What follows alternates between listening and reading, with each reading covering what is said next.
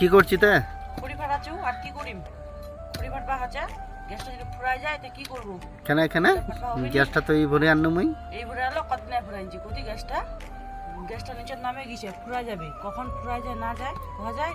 ওই জন্য আগে থেকে খড়ি জোগাড় করে রাখা ভালো। একদিন তো আর গ্যাসটা নাই চলে আসবে, গ্যাসটা আসতে টাইম লাগবে।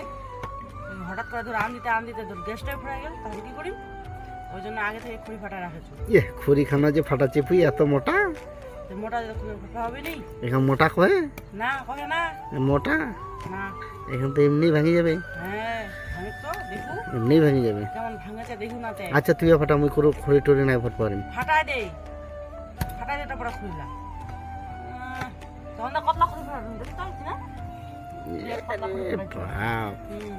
ফাটাই দে খুলিলা তারপরে আর কয়েকখান ছে উপরে যেটা মোটা মোটা আছে সেটা খালি ফাটাই দে তাহলে হয়ে যাবে।